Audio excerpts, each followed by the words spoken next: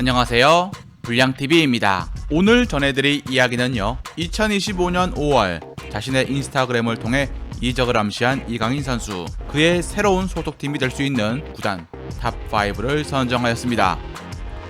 5위는 아틀레티코 마드리드. 파리 생제르맹 이적 전부터 이강인에게 꾸준히 관심을 보였던 아틀레티코. 2025년 5월 다시 한번 이강인 영입설이 급부상하며 시메오네 감독 승인하에 토마르마, 로드리고 리켈메 대체자로 이강인을 고려하고 있습니다.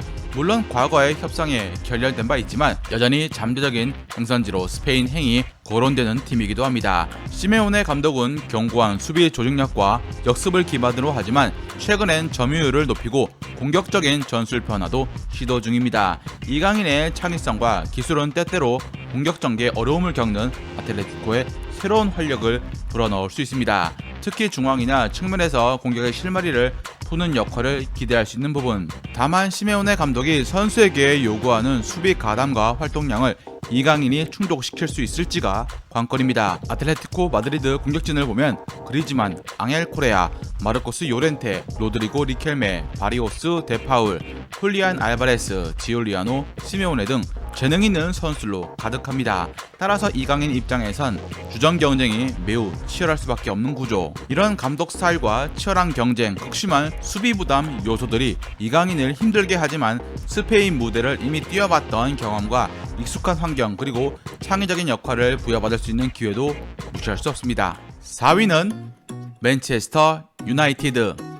맨유와 이적설이 뜬 선수들은 무수히 많은데 이강인도 이 중 하나로 언급되고 있습니다. 과거에 스카우트를 파견하고 이강인의 문의를 했으며 맨유는 이강인에 대한 잠재적 가치를 630억으로 평가하기도 했습니다. 특이점은 당시 맨유 감독으로 거론되던 루벤 아모린 감독이 이강인을 높이 평가하며 영입을 원했다는 이적설, 당시 맥락이 발견되기도 했죠. 이런 점을 볼 때 만약 아모림 체제 이강인의 역할은 주력 포메이션 3-4-3 시스템에서 최전방 공격수 양옆에 위치하는 2명의 공격형 미드필더 또는 인사이드 포워드가 될 가능성이 높습니다.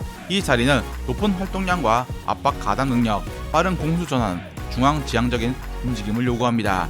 이강인의 창의성과 기술은 공격 전개에 도움을 줄 수 있지만 아모림 전술의 강도 높은 압박과 수비 가담 요구를 충족시킬 수 있을지는 아직은 물음표가 생길 수밖에 없습니다. 맨유의 공격 2선엔 브루노 페르난데스, 가르나초, 아마드 디알로 등 쟁쟁한 선수들이 포진되었지만 이강인이 충분히 경쟁력이 있습니다. 아무래도 아모린 감독 스타일이 유연한 전술 운영보다 자신의 전술을 고수하는 경향이 짙기 때문에 이강인이 이 새로운 전술과 새로운 환경에 적응하는 게 어려울 수 있습니다. 3위는 뉴캐슬 유나이티드. 현재 프리미어리그 4위 팀이면서 리그컵 대회 우승팀인 뉴캐슬은 전 시즌보다 더욱 성장하며 이제 최상위권 팀으로 도약했습니다. 그리고 재정적 페어플레이 규제가 완화되어 이적 시장에서 더욱 적극적인 행보를 할 여력까지 생겨서 이강인 선수에 대한 영입을 노려볼 수 있게 되었습니다. 에디아우 감독은 4-3-3 포메이션을 활용하며 높은 강도의 압박, 빠른 공수 전환, 수직적인 공격 전개, 그리고 역동적인 측면 플레이를 강조하는 스타일입니다. 이강인의 창의성과 기술은 하우 감독이 원하는 공격적인 다양성을 더해줄 수 있지만 프리미어 리그의 격렬한 몸싸움과 빠른 템포, 그리고 하우 감독 특유의 전방 압박 시스템에 적응할 수 있을지가 관건입니다. 이강인이 파리에서 다양한 역할을 소화하며 전술 이해도를 높여왔고 활동량 또한 준수한 편. 따라서 하우 감독이 창의적인 윙어를 선호한다는 점 때문에 이강인 선수의 기술적 장점을 높이사 팀의 공격 패턴을 다양하는데 핵심적인 역할을 맡을 가능성이 있음을 예상해볼 수 있습니다. 이삭이라는 뛰어난 골잡이와 연계도 기대가 되죠. 뉴캐슬의 왼쪽 공격은 앤서니 고든과 하비 반스가 나눠 공격을 이끌었고 우측은 제이콥 머피가 에이스로 올 시즌 공격 포인트 20개를 쌓았습니다.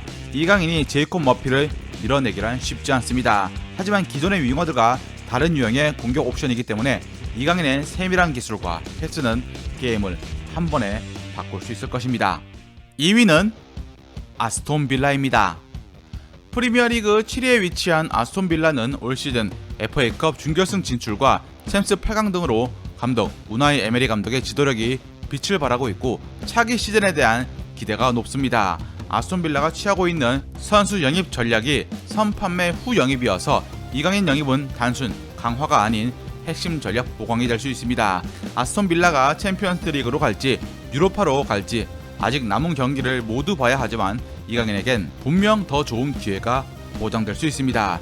유연한 전술가인 우나이 에메리 감독은 4-2-3-1과 4-4-2 포메이션을 가동하는데 수비적인 견고함을 바탕으로 빠른 공수 전환, 중원에서의 수적 우위 확보, 풀백의 적극적인 공격 가담이 특징이라고 볼 수 있습니다. 특히 기술적인 미드필더들을 활용한 공격 전개는 에메리 감독이 발렌시아, 세비야, 비아레알 등에서 많이 선보였습니다. 이러한 이유로 스페인에서 성장한 이강인 선수에게 매우 긍정적인 요소일 수밖에 없죠.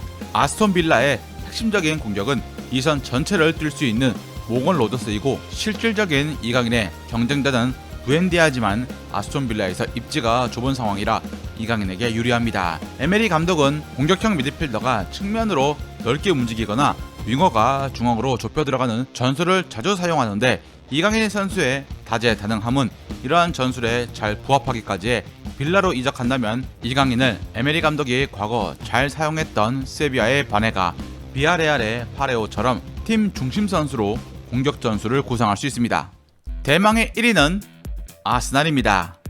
미켈 아르테타 감독이 이끄는 아스날은 4-3-3, 4-2-3-1 포메이션을 상황에 따라 변형하는 유연성을 보여주는데 높은 볼 점유율을 바탕으로 경기를 지배하고 강력한 전방 압박을 통해 상대의 빌드업을 방해하며 선수들의 기술적 우위와 유기적인 움직임을 활용한 포지셔닝 플레이를 강조하는 데 중점을 두고 있습니다. 공격형 미드필더와 윙어에게 단순한 공격 포인트 생산 이상의 역할이 요구되는데 빌드업 과정에 깊게 관여하기도 하고 상대 수비의 빈틈을 창출하는 창의적인 움직임을 보여야 합니다. 아르테타가 원하는 선수는 다재다능함인데 이는 특정 포지션에 고정된 선수보다 여러 위치에서 팀에 기여할 수 있는 하이브리드형 선수를 선호한다 할 수 있습니다. 이강인의 멀티 포지션 소화 능력은 아르테타가 원하는 카드라는 것. 하지만 아스날은 공격의 핵심 플레이메이커이자 주장 웨데고르와 우측 리그 탑인 부카요 사카가 굳건하게 자리하고 있습니다.